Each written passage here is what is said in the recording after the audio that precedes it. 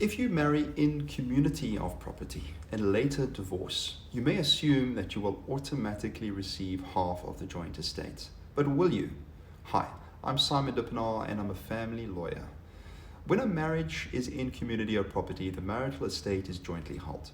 In the event of divorce, assets are divided equally. However, there are exceptions to the rule.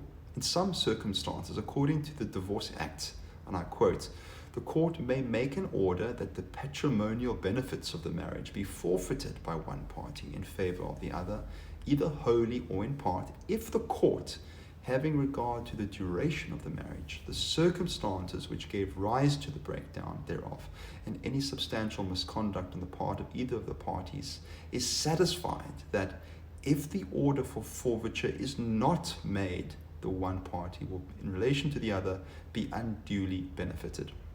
Unquote. An example of this might be the marriage after a short acquaintance of a wealthy older person to a much younger spouse.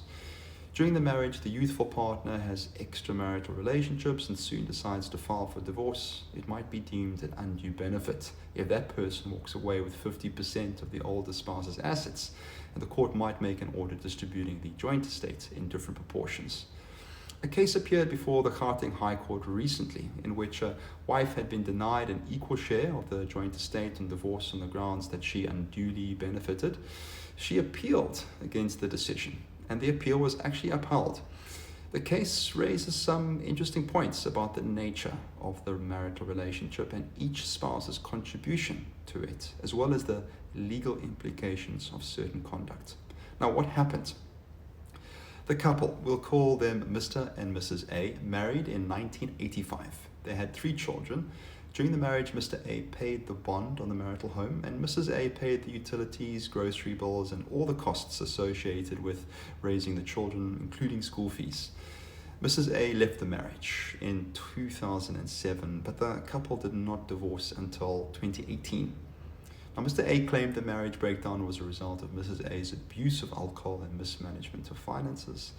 During the marriage, Mr. A had engaged in extramarital affairs himself and had been abusive towards his wife.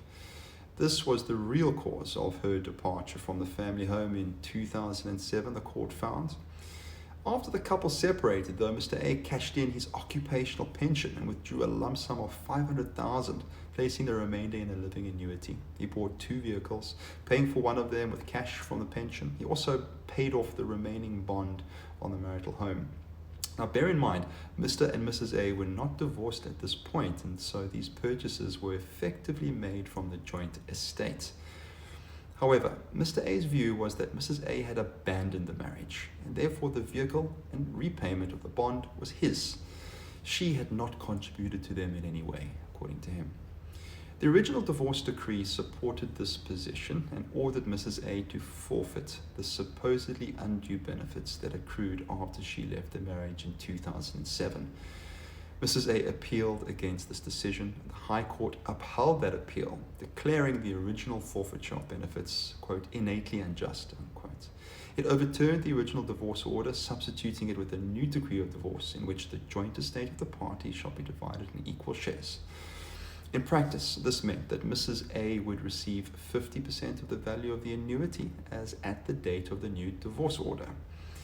As per the conditions of the Divorce Act, the High Court looked at the duration of the marriage, the assets involved, the behavior of both parties during the marriage, and the basic principles of fairness and equity. The marriage had lasted a very long time. The couple had entered the marriage with nothing, building up an estate together over 22 years before the separation in 2007.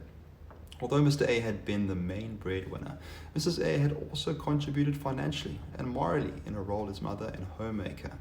The court judged that the increase in value of the assets over the long period of the marriage was a direct result of their marriage in community of property. Now, some divorce lawyers are known as so-called sharks because they too extract revenge on the other spouse. While that may be appealing when you are feeling hurt or angry, it is not in anyone's best interests. Handling a case like the one we've described requires sensitivity, tact, and an ability to see the big picture. Divorce is not just about the law, it's about people. At SD Law, we'll protect your interests and ensure a fair division of property and assets, and we'll do so with sensitivity and compassion. You will walk away with dignity intact. Like Mrs. A, please give me a call for a confidential discussion.